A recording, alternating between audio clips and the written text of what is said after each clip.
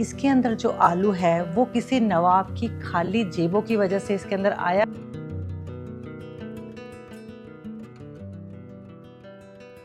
मैं 18 साल कलकत्ता रही हूँ। मैंने बहुत बिरयानी खाई है। बिरयानी का सुपर हीरो आलू भी हो सकता है, ये सुनने में थोड़ा सा अटपटा लगता है, लेकिन कोलकाता बिरयानी इसको एकदम सही साबित करती है। तो आज के इस वीडियो में हम देखने वाले हैं कोलकाता बिरयानी, जो कि बाकी बिरयानी से अलग होती है, एकदम ऑथेंटिक रेसिपी। और वीडियो के लास्ट में हम देखेंगे कि इसके अंदर जो आलू है वो किसी नवाब की खाली जेबों की वजह से इसके अंदर आया या कोई और वजह थी। और उसके साथ साथ ये बिरयानी कैसे बाकी बिरयानी से अलग है, इसके मसाले क्यों अलग होते हैं, इसको कैसे सर्व किया जाता है, और ये सारी बातें कोलकाता बिरयानी के बारे में मैं इतनी कॉन्फिडेंटली कैसे कह पा रही हूँ, ये सब बातें हम वीडियो के लास्ट में देखेंगे। और आपको डिस्क्रिप्शन बॉक्स में स्टेप बाय स्टेप बिरयानी की पूरी रेसिपी, इंग्रेडिएंट्स सही से देखने को मिलेंगे। आप चाहे तो PDF भी प्रिंट लेकर के रख सकते हैं रेसिपी बनाते हुए, और नीचे टाइम फ्रेम भी दिया हुआ है। मान लीजिए आपको कोई स्टेप जो है नहीं देखना है, स्किप करना है, तो वो स्किप करके आप आगे भी बढ़ सकते हैं। तो आपकी सहूलियत के मैंने सारे इंतज़ाम किए हुए हैं। तो चलिए रेसिपी स्टार्ट करते हैं। रेसिपी की शुरुआत हम लोग आलू से ही करेंगे और कोशिश करेंगे कि आलू एक जैसे साइज़ के लिए, ताकि गलने में प्रॉब्लम ना हो। आलूओं को अच्छे से पील करेंगे, धोएंगे और नमक लगाएंगे। साथ ही में हल्का सा पीला रंग खाने वाला इस्तेमाल करेंगे, अगर नहीं है तो हल्दी भी डाल सकते हैं। रब करके इसको हाई फ्लेम में रिफाइंड ऑयल में ब्राउन कलर देंगे सारे तरफ से। इससे आलू का टेस्ट और टेक्सचर दोनों और भी ज़्यादा अच्छा होगा। जैसे ही आलू ब्राउन हो जाएंगे हम लोग इसको एक साइड में निकाल देंगे और इसी तेल में हम लोग बिरिस्ता तैयार करेंगे। बिरिस्ता मतलब कि फ्राइड अनियन। और इसको क्रिस्पी करने के लिए आपको इसके अंदर किसी भी तरीके का आटा नहीं डालना है, कोई हैक इस्तेमाल नहीं करना है। सिंपल सा तरीका है। कोशिश करें कि एक जैसा काटें, पतला काटें और एकदम स्लो फ्लेम पर इसको तलने दें। इसको तेज़ आंच करने की ज़रूरत नहीं होती है। जैसे ही आपके प्याज लाइट गोल्डन ब्राउन कलर में आएंगे, आप इसको बाहर निकाल देंगे, छानी में डाल देंगे, क्योंकि अगर आपने थोड़ा सा और इंतज़ार किया कि थोड़े से और ब्राउन होने दो तो वो जल जाएंगे। क्योंकि प्याज की जो टेंडेंसी होती है वो ये है कि बाहर निकालने के बाद भी उसके अंदर हीट रहेगी और वो उसको थोड़ा सा और कलर देगी। तो देखा आपने कि बिना किसी चावल के आटे के, कॉर्नफ्लावर के, हमारे एकदम क्रिस्पी बिरिस्ता बनकर के तैयार है। जिससे कि पता चलता है कि साइंस पीछे की जानना बहुत ज़रूरी है, जुगाड़ नहीं। अब बारी आती है स्पेशल गरम मसाला, जो कि सिर्फ कोलकाता बिरयानी के लिए है, क्योंकि ये एकदम डिफरेंट होता है बाकी बिरयानी मसाला से। जैसे कि हमने पहले बात करी थी कि ये बिरयानी जो है स्पाइसी कम होती है, इसके अंदर अरोमा ज़्यादा होता है, इसीलिए आप देखेंगे कि मसाले भी ठीक वैसे ही हैं। वैसे तो मैंने डिस्क्रिप्शन बॉक्स में भी सारे मसाले लिखे हैं, पर यहाँ पे भी मैं बता देती हूँ। सफ़ेद गोल मिर्ची 1 बड़ा चम्मच बिना पिसी हुई, 15 से 20 छोटी इलायची, 3 से 4 बड़ी इलायची, शाही जीरा 1 बड़ा चम्मच, दालचीनी 1.5 स्टिक, फूल चक्री 1 पूरी, जायफल आधा कभी आधा, जवित्री 1 छोटी चम्मच, लौंग 7 से 8, 1 बड़ा चम्मच सूखे गुलाब के पत्ते और 1 तेज पत्ता। बिरयानी मसाला बनकर के तैयार हो गया। अब हम करेंगे मटन मैरिनेट। अगर आप चिकन से बना रहे हैं तो 2 से 3 घंटा की मैरिनेशन काफ़ी है, लेकिन मटन के लिए मैं हमेशा यही कहूँगी कि कम से कम 1 दिन पहले इसको मैरिनेट करके रखें।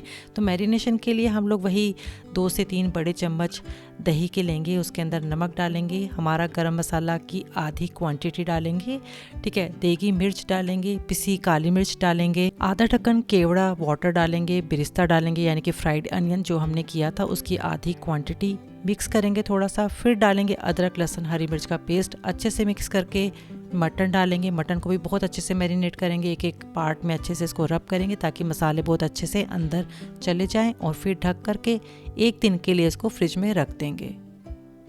नेक्स्ट डे हम लोग बिरयानी बनाना शुरू करेंगे, जिसके लिए 500 ग्राम बासमती राइस ले रही हूँ, क्योंकि हमने 1 किलो मटन लिया था, तो जितना हमारा मटन या चिकन है उसका आधा हम चावल लेंगे।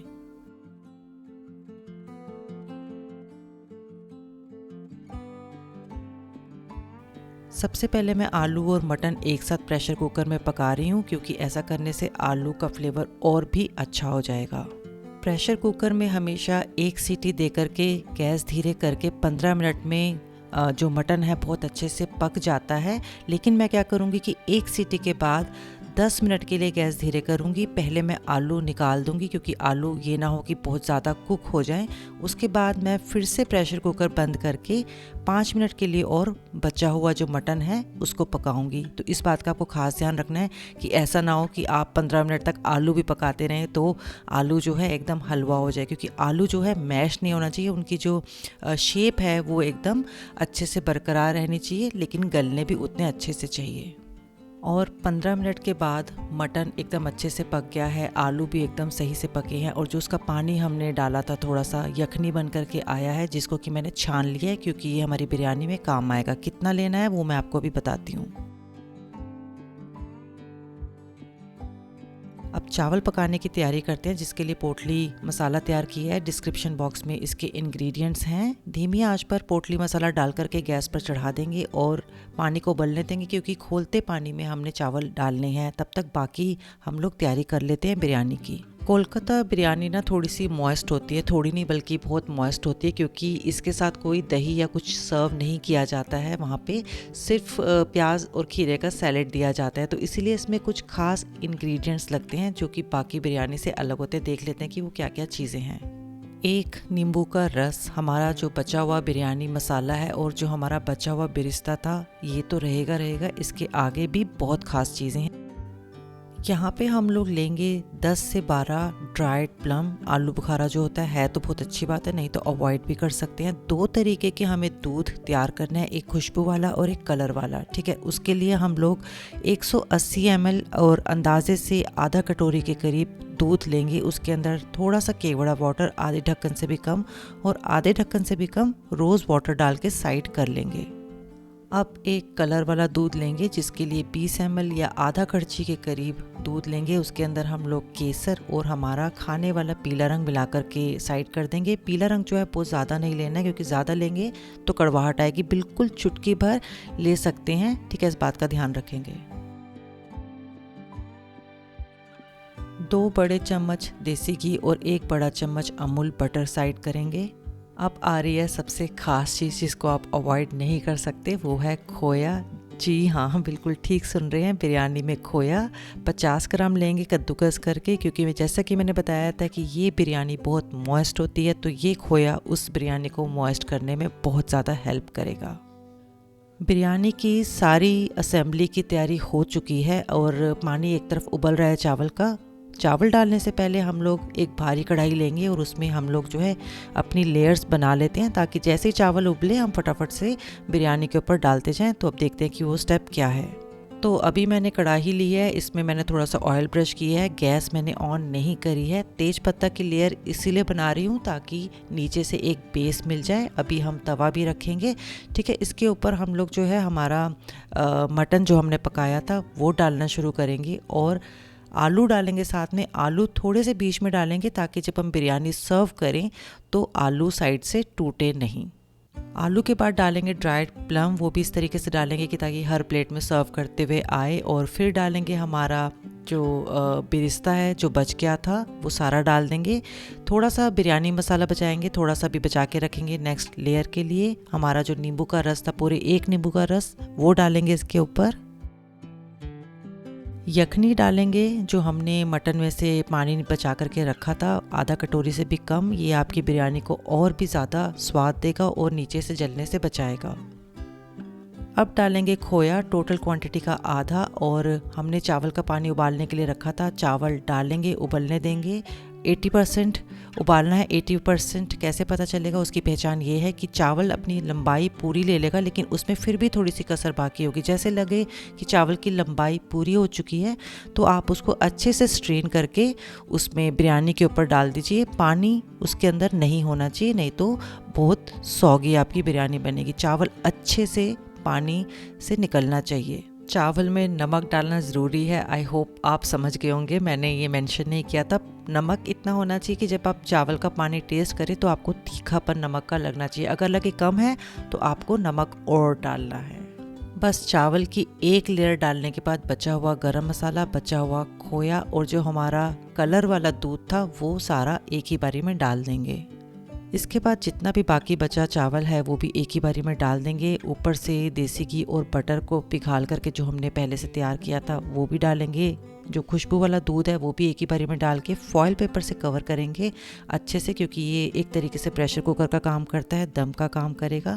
ठीक है, फिर एक भारी तवा लेंगे, उसको स्लो फ्लेम पर गर्म होने देंगे और गर्म होते ही अपनी कढ़ाई जो है उसके ऊपर रख देंगे। कम से कम 15 मिनट तक रखना है और आपको कढ़ाई जो है 15 मिनट के बाद नहीं खोलनी है, कम से कम 45 मिनट्स टू 1 आवर देना, ताकि जितना भी हमने पानी डाला है, दूध डाला है या आपके चावल में भी अगर पानी रह गया है तो वो सारा जो है एब्जॉर्ब कर ले बिरयानी और कुछ भी गीलापन उसके अंदर ना रहे। तो फाइनली आप देखना चाहेंगे कि बिरयानी कैसी बनी है। 45 मिनट हो गए हैं बिरयानी को बने हुए, तो चलिए खोल करके देखते हैं। जब भी आप बिरयानी को निकालेंगे आपको साइड से छोटी प्लेट की हेल्प से बिरयानी को निकालना है, ताकि एक ही बारी में मटन और जो आलू है और जो मसाला है वो सारा एक सर्विंग में एक प्लेट में अच्छे से आ पाए। कभी भी बिरयानी को बीच में से डिस्टर्ब नहीं करते हैं। मार्केट में भी जब आप देखेंगे तो वो हांडी में से या जो भी उनका बर्तन है साइड से बिरयानी को निकालते हैं। तो ये तरीका है बिरयानी निकालने का। और आप चावल देख सकते हैं, वाइट और येलो कलर का कॉम्बिनेशन, एकदम खिले हुए चावल हैं, कोई सौगी नहीं हुए हैं, टूटे नहीं हैं। और खुशबू तो इतनी बढ़िया आ रही है कि घर के बाहर तक इसकी महक जा रही है। और सबसे फेवरेट है इसके अंदर मटन से भी ज़्यादा आलू। जब आप खाएंगे तो आपको पता चलेगा कि ये बात कैसे सच्ची है। तो अब ये रेसिपी की बात होगी। अब हम बात करेंगे कि कैसे आलू इस बिरयानी में आया। उसके बाद इस बिरयानी के टेस्ट को मैं इतना कॉन्फिडेंटली कैसे एक्सप्लेन कर पा रही हूँ, कैसे सर्व करते हैं, ये सारी बातें उस कहानी के बाद डिस्कस करेंगे। कहा जाता है कि 1856 में अवध के जो नवाब थे, जो कि उस टाइम पे लखनऊ की राजधानी हुआ करती थी, नवाब वाजिद अली शाह को अंग्रेज़ों ने उनकी राजगद्दी से हटा करके उनको कोलकाता भेज दिया था 12 लाख साल की पेंशन दे करके। जाहिर सी बात है कि उनके खानसा में भी उनके साथ गए होंगे, जो कि अवधी बिरयानी के एक्सपर्ट थे। दम पे बिरयानी पकाना, उसके मसालों से वो बहुत अच्छे से वाकिफ़ थे।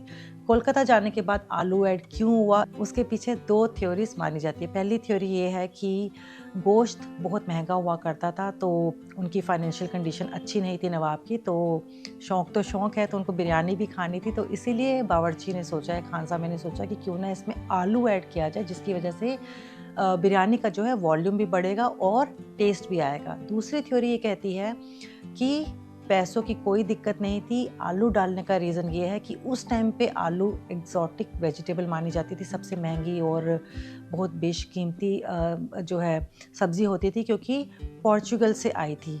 तो इस वजह से नवाब ने सोचा कि भी मेरी बिरयानी में कुछ ऐसी चीज़ डाली जाए जो कि सबसे महंगी और बेशकीमती है। तो आलू उस टाइम पे ऐसी सब्ज़ी थी, तो इसीलिए आलू ऐड किया गया। आलू ऐड करने की वजह से बिरयानी का जो फ्लेवर है वो और ज़्यादा बढ़ गया, क्योंकि बिरयानी में का जो जितना भी मटन का जो ब्रॉथ है, मटन के जो स्पाइसेस डाले गए बिरयानी के इसके अंदर, वो सारे आलू ने बहुत अच्छे से एब्जॉर्ब कर लिए, जिसकी वजह से बिरयानी बहुत बहुत टेस्टी बन गई। और बिरयानी कोलकाता में आलू के बिना आपको मिलेगी ही नहीं। तो ये कहानी है आलू डालने की। अब बात आती है कि मैं कलकत्ता की बिरयानी के बारे में कैसे इतना जानती हूँ और इसको कैसे सर्व करना चाहिए। तो बात यह है कि मैं 18 साल कलकत्ता रही हूँ और वहाँ के जितने भी फेमस रेस्टोरेंट थे बिरयानी जो मुगलई खाना सर्व करते थे, जैसे कि शिराज, आलिया, इन सब में मैंने बहुत बिरयानी खाई है। तो वहाँ पे बिरयानी को जो है रायते के साथ नहीं सर्व किया जाता है, बल्कि सिर्फ प्याज, टमाटर, खीरा और हरी मिर्च का जो सैलेड होता है उसके साथ सर्व किया जाता है, क्योंकि ये बिरयानी इतनी मॉइस्ट होती है। इसके अंदर हमने खोया डाला है, मक्खन डाला है, दूध डाला है, तो इतनी रिच होती है और इतना खुशबूदार और माइल्ड स्पाइसी होती है ना कि इसको आप किसी और चीज़ के साथ खाएंगे तो उसका टेस्ट जो है बिगड़ जाएगा। तो इसीलिए ऐसे ही दी जाती थी। और आलू तो खैर इस रेसिपी की जान है। मुझे मटन या चिकन का पीस उस बिरयानी में मिले या ना मिले, लेकिन आलू मैं ज़रूर खाती थी। तो इस वजह से मैं इस बिरयानी के बारे में इतना बारीकी से आपको बता पा रही हूँ। और बिरयानी के जो मसाले हैं वो भी बिल्कुल अलग होते हैं हैदराबादी बिरयानी से, क्योंकि हैदराबादी बिरयानी जो है बहुत स्पाइसी होती है, लेकिन ये बिल्कुल भी स्पाइसी नहीं होती, बिल्कुल माइल्ड स्पाइसी होगी। और खुशबू तो ऐसी होगी कि आप जैसे ही आप रेस्टोरेंट के अंदर जाएंगे ना, तो आपको बस खुशबू ही खुशबू स्मेल करने को मिलेगी। तो ये थी आज की रेसिपी, आज की हिस्ट्री तो उम्मीद करती हूँ कि आप जो भी मैं रेसिपी बताती हूँ और जो भी रेसिपी के पीछे की हिस्ट्री बताती हूँ आप उसको पसंद करते होंगे, और अगर पसंद करते हैं तो प्लीज़ लाइक, शेयर, कमेंट और सब्सक्राइब करना मत भूलिएगा, ताकि मुझे हिंट मिल सके कि आप ऐसी रेसिपीज़ आगे और देखना चाहते हैं। तो चलिए आज का वीडियो यहीं पे ख़त्म होता है। मिलेंगे अगले हफ्ते किसी नए वीडियो में, किसी नई रेसिपी और नई हिस्ट्री के साथ।